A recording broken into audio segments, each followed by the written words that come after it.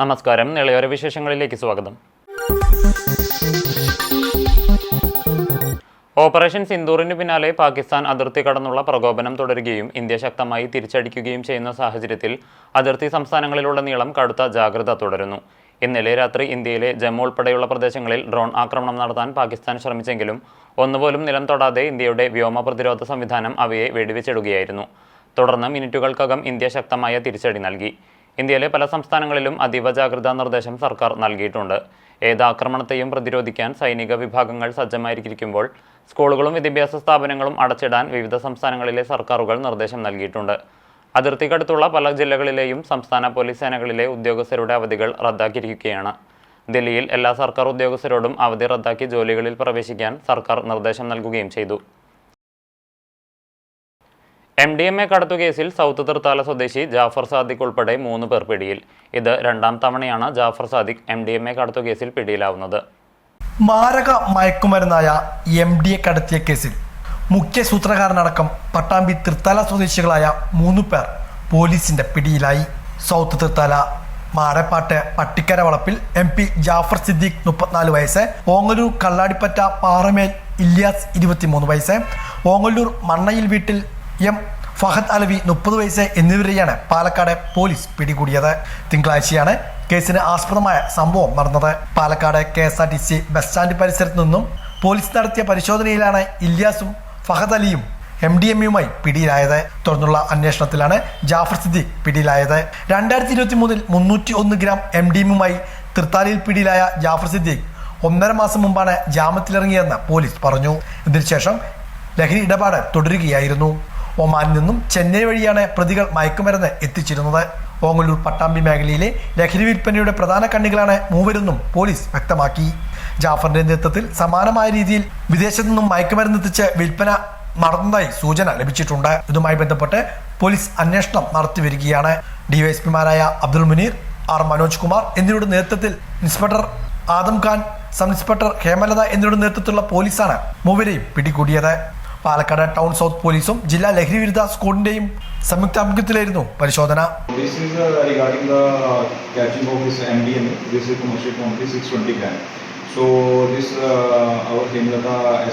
From Town South Police Station, she was a returning officer. She went 2 days before to the KSRTC bus stand. So it was a very good detection with the coordination with the Ransom team and the local police.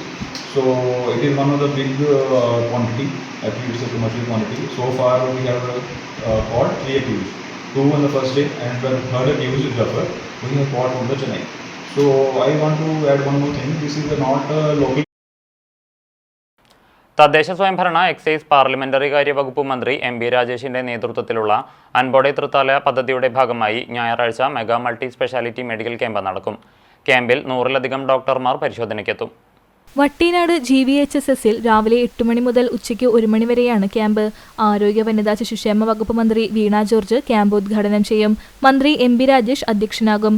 കേരളത്തിലെ സർക്കാർ medical കോളേജുകളിലെയും സ്വകാര്യ medical കോളേജുകളിലെയും multi super speciality ആശുപത്രികളിലെയും പ്രശസ്ത ഡോക്ടർമാർ അടക്കമുള്ളവർ ക്യാമ്പിൽ പങ്കെടുക്കും.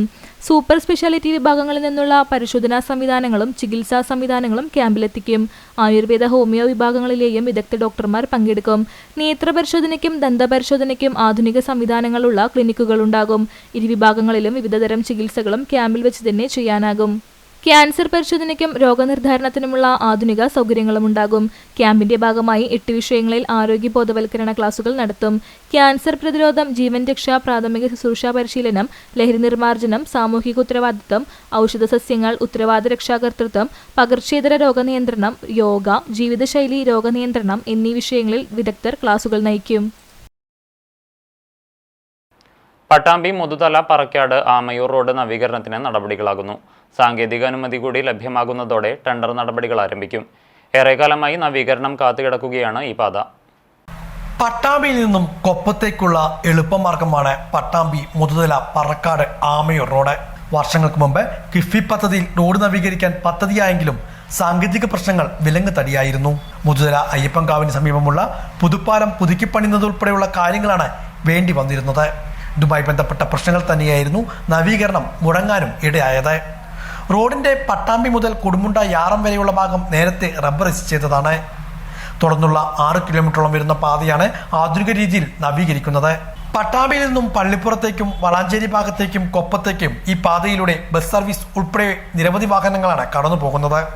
അറ്റകുറ്റപ്പണികൾ അല്ലാതെ റോഡിൽ കാര്യമായ നവീകരണം നടത്തിയിട്ടും വർഷങ്ങളായി. ഈ സാഹചര്യത്തിലാണ് മുഹമ്മദ് മോഹസിൻ MLAയുടെ ഇടപെടലിനെ തുടർന്ന് റോഡ് നവീകരിക്കാൻ പദ്ധതി തയ്യാറാക്കിയത്. ഇതിന്റെ അടിസ്ഥാനത്തിൽ ഇപ്പോൾ പൊതുമരാമത്ത് വകുപ്പും കിഫ്ബിയും ചേർന്നാണ് പാത നവീകരിക്കുക. കൊടുമുണ്ട മുതൽ മുതുതല പുതുപ്പാലം വരെയുള്ള 2 കിലോമീറ്ററോളം വരുന്ന ഭാഗം 5.5 കോടി രൂപയിലാണ് നവീകരിക്കുക. ഇതിന്റെ സാങ്കേതിക അനുമതി ലഭ്യമാകുന്ന മുറയ്ക്ക് ടെൻഡർ നടപടികൾ തുടങ്ങാനാകും. ഇതോടൊപ്പം പുതുപ്പാലം പുതുക്കി പണിയുവാൻ 4.5 കോടി രൂപയും അനുവദിച്ചിട്ടുണ്ട്. ഇതിന്റെ തുടർ നടപടികളും നടന്നു വരുന്നതേയുള്ളൂ. മുതുതല പുതുപ്പാലം മുതൽ തൃത്താലക്കുപ്പം വരെയുള്ള റോഡ് കിഫ്ബിയുടെ മേൽനോട്ടത്തിലാവും നവീകരിക്കുക. ഇതിന്റെ നടപടികളും ആരംഭിച്ചിട്ടുണ്ട്.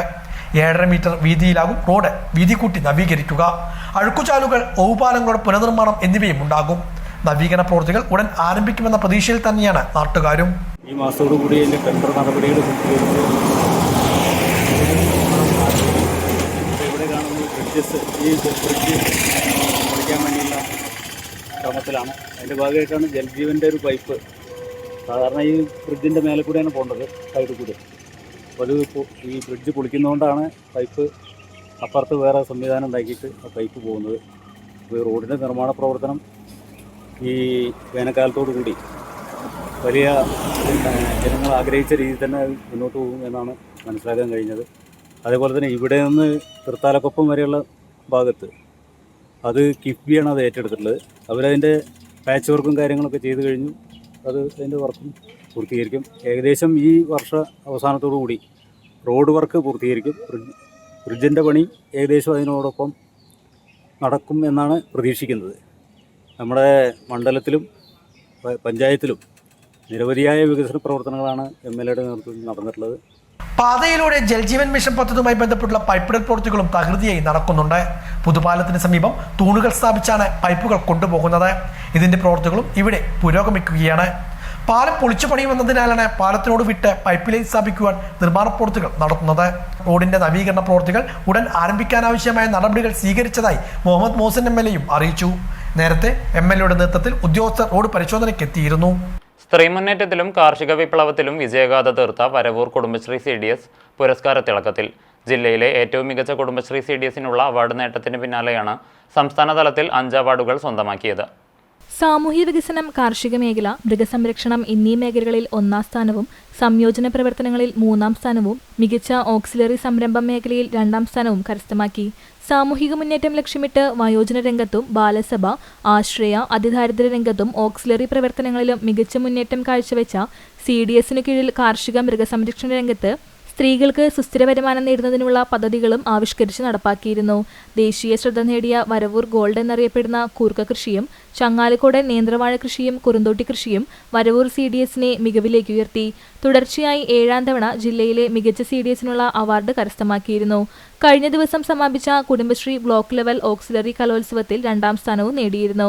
വിജയഗാഥയിൽ ആഹ്ലാദം പങ്കുവച്ച് വരവൂർ പഞ്ചായത്ത് പരിസരത്ത് നിന്നും ആരംഭിച്ച ആഹ്ലാദ പ്രകടനം പാലക്കൽ സെന്ററിൽ സമാപിച്ചു. തുടർന്ന് നടന്ന യോഗം ഗ്രാമപഞ്ചായത്ത് പ്രസിഡന്റ് PP സുനിത ഉദ്ഘാടനം ചെയ്തു. വിദ്യാഭ്യാസ മേഖലയിൽ നേടിയ നേട്ടം അതിലും നമ്മുടെ കുടുംബശ്രീയുടെ കയ്യൊപ്പുണ്ട്. കാർഷിക മേഖലയിൽ നേടിയ നേട്ടം അതിലും നമ്മുടെ കുടുംബശ്രീയുടെ കയ്യൊപ്പുണ്ട്. ആരോഗ്യ മേഖലയിൽ നേടിയ നേട്ടം അതിലും നമ്മുടെ കുടുംബശ്രീയുടെ കയ്യൊപ്പുണ്ട്. എവിടെയാണ് കുടുംബശ്രീ ഇല്ലാത്തതെന്ന് ചോദിച്ചാൽ എല്ലായിടത്തും കുടുംബശ്രീയാണ്. അതുകൊണ്ട് തന്നെയാണ് കേരളത്തിലെ കുടുംബശ്രീയെ മറ്റു സംസ്ഥാനങ്ങൾ ഉറ്റുനോക്കുന്നതും. ഇവിടേക്ക് തീർച്ചയായിട്ടും ഏറ്റവും കൂടുതൽ മറ്റു സംസ്ഥാനത്തുള്ള ആളുകൾ പഠിച്ചു വന്നത് വരവൂർ കുടുംബശ്രീ എന്നുള്ളതാണ്.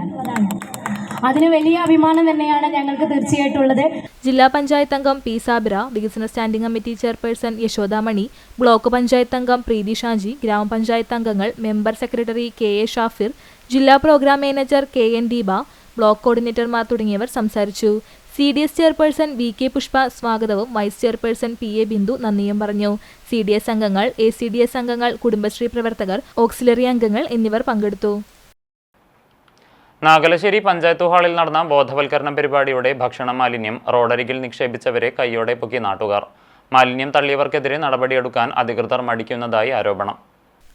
വ്യാഴാഴ്ച വൈകിട്ട് 4 മണിയോടെ കൂറ്റനാട് മല റോഡിലെ ആളൊഴിഞ്ഞ ഭാഗത്താണ് രണ്ടുപേർ ചേർന്ന് ബിരിയാണി ഉൾപ്പെടെയുള്ള ഭക്ഷണ മാലിന്യം തള്ളുന്നത് ശ്രദ്ധയിൽപ്പെടുന്നത്. ഉടൻ തന്നെ നാട്ടുകാർ ഇരുവരെയും കൈയോടെ പൊക്കി. തുടർന്ന് ചോദ്യം ചെയ്തതോടെ നാട്ടുകാർ മൂക്കത്ത് വിരൽ വെച്ചു. കാര്യം വേറൊന്നുമല്ല, നാഗലശ്ശേരി പഞ്ചായത്ത് കുടുംബശ്രീ ഹാളിൽ നടന്ന ജൈവമാലിന്യ ബോധവൽക്കരണ ക്ലാസ്സിൽ പങ്കെടുത്തവർ കഴിച്ച ബിരിയാണിയുടെ ബാക്കിയാണ് ഇവർ റോഡിൽ തള്ളിയത്.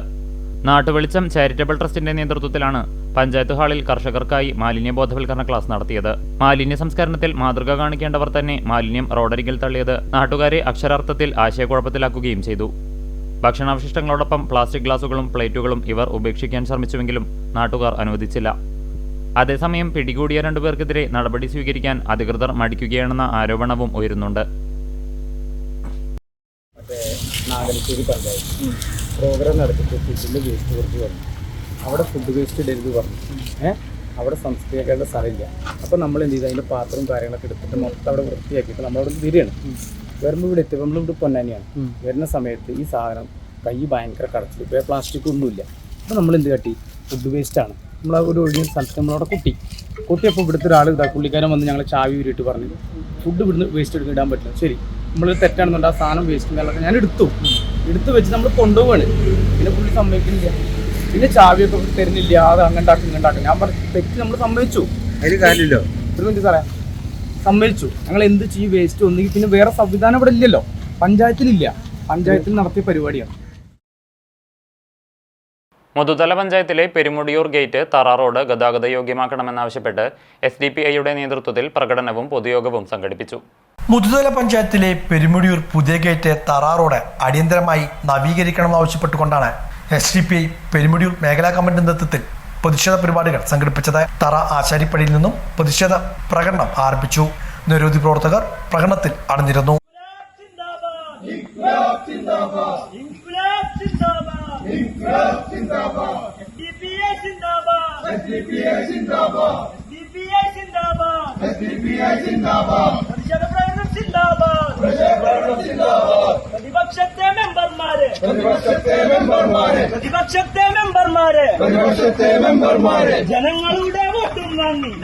പുതിയ ഗേറ്റിൽ സംഘടിപ്പിച്ച പ്രതിഷേധ യോഗം SDPI panchayat committee secretary KTH Rasheed ഉദ്ഘാടനം ചെയ്തു. മുസ്തഫ, ഉവൈസ് തുടങ്ങിയവരും പങ്കെടുത്ത് സംസാരിച്ചു. ഇതോടെ നിളയോര വിശേഷങ്ങൾ സമാപിക്കുന്നു. നമസ്കാരം.